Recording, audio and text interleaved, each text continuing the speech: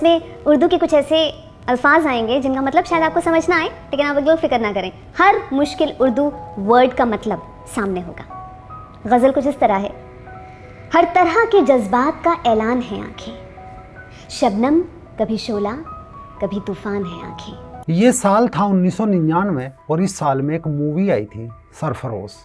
इस मूवी में किरदार थे गुलफाम हसन, एक ऐसा किरदार, एक ऐसा विलेन जो अपनी आतंकवादी गतिविधियों को छिपाने के लिए गज़ल गायकी का इस्तेमाल करता है। हर कोई उसे प्योर सेक्युलर समझता रहा, पर अंत में पता चला कि गुलफाम शायर नहीं, वो तो जिहादी है। बहरहाल कुछ ऐसे ही आरोप अब रेडियो मिर्ची की आरजे शाइमा पर भी लग रहे हैं। आरोप का कारण इतना है, मजहब की दो टीम एक आतंकी घटना को अंजाम देती है, लोगों को मारती है और दूसरी टीम खुद पीड़ित बन जाती है। इस कड़ी में एक बार फिर से आरजे शाइमा का नाम उभर कर सामने आया है। नमस्कार दोस्तों, मैं राजीव चौधरी। दरअसल आतंकवादी उमर नबी का वीडियो जिसमें वो सुसाइड बम बन जाने की बात कह रहा है, जब ये video main stream news media में चला तो रेडियो मिर्ची वाली शाइमा बौखला गई और एक के बाद एक ट्वीट करने लगी। शाइमा ने लिखा कि मेन स्ट्रीम न्यूज़ मीडिया एक आतंकवादी का डरावना वीडियो क्यों शेयर कर रहा है, ये बहुत परेशान करने वाला है, सनसनी पर आधारित है और टीआरपी का ज़माना है तो मीडिया को इसे नहीं दिखाना चाहिए। दूसरा ट्वीट किया जिसमें वो लोगों को इस्लाम का पाठ पढ़ाने लगी कि इस्लाम सिर्फ एक इंसानियत है, हर चीज़ के ऊपर दया का प्रतीक है। साफ तौर पर बताता है कि एक बेगुनाह इंसान को मारना पूरी इंसानियत को मारने के बराबर है। एक आतंकवादी का सिर्फ नफरत ही धर्म है। दुनिया भर में अलग अलग धर्मों को बदनाम करने की कोशिश करने वाले कई आतंकवादी आपको मिल सकते हैं। यानी शाइमा जिसे अक्सर शेर व शायरी करते देखते होंगे, लेकिन जब मजहब की बात आए तो शाइमा के अंदर का गुलफाम जाग उठता है, गुलफाम की आत्मा उसके अंदर आ जाती है। एक बार नहीं, ये कई बार हो चुका है। शाइमा कभी दंगाई मजहबी भीड़ को पुलिस से बचने का रास्ता बताती है, तो कभी जिहाद और कुफ्र का अर्थ समझाने लगती है। कभी वो मौलवी बन जाती है तो कभी गज़ल गायक। एक बार मनोज मुंतशिर ने एक वीडियो डाला था और जिसमें पूछा था कि हजारों भारतीयों को मारने वाले मुगल आक्रमणकारियों और लुटेरों को नायक कैसे माना जा सकता है। हमारे घर तक आने वाली सड़कों के नाम भी किसी अकबर, हुमायूं, जहांगीर जैसे ग्लोरीफाइड डकैत के नाम पर रख दिए गए और हम रिबन काटते हुए मौका परस्त नेताओं को देखकर तालियां बजाते रहे। इस सवाल पर शाइमा भड़क उठी और शाइमा ने ट्वीट किया, लिखा अगर आप शिक्षित है तो कट्टरपंथी भी है, तो ये एक घातक कॉकटेल है। मनोज के एक सवाल से उसे कट्टरपंथी बताने वाली शाइमा अब आतंकवादी उमर नबी का वीडियो हटाने की बात कर रही है, क्योंकि मामला उसके मजहब से जुड़ा है। खैर, शाइमा के कट्टरपंथी लिखने वाले ट्वीट पर प्रोफेसर आनंद रंगनाथन सामने आए और अपने ट्वीट में कुरान की 3 आयतें पेश की।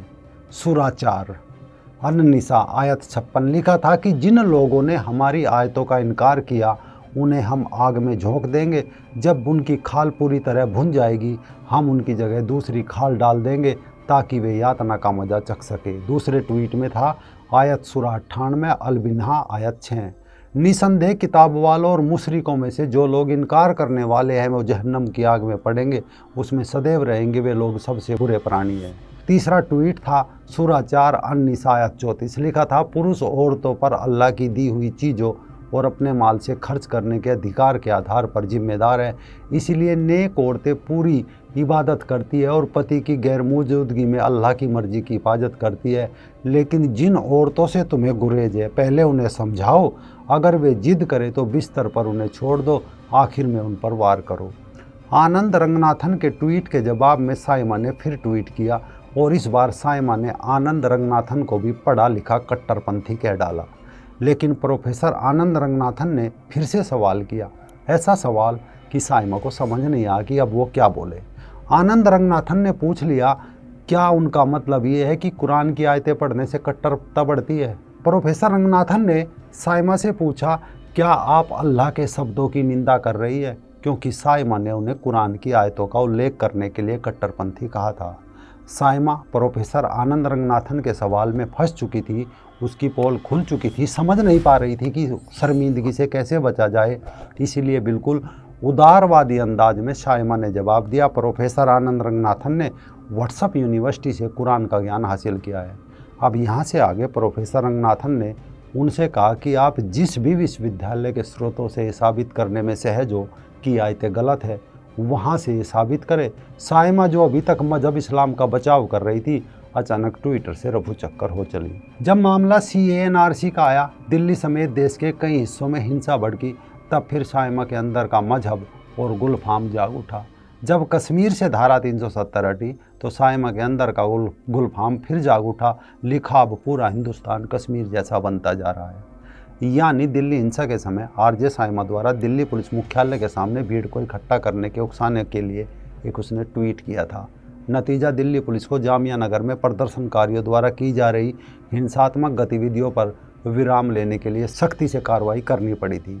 साइमा के ट्वीट के बाद यूजर्स ने रेडियो चैनल मिर्ची कंपनी से पूछा क्या वो भी साइमा के विचारों का समर्थन करते हैं।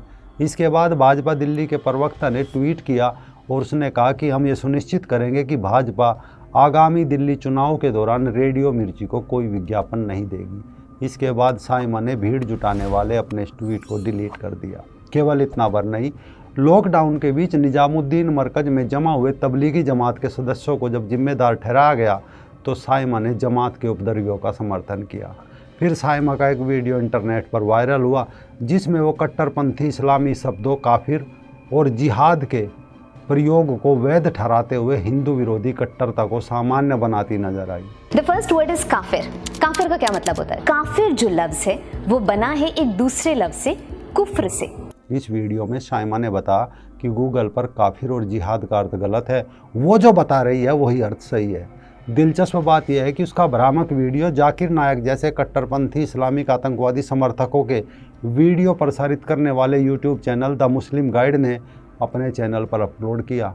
लेकिन बताया गया कि पाकिस्तानी मौलानाओं ने साइमा का दावा नकार दिया। उन्होंने कहा कि वो जिहाद और काफिर का गलत अर्थ बता रही है।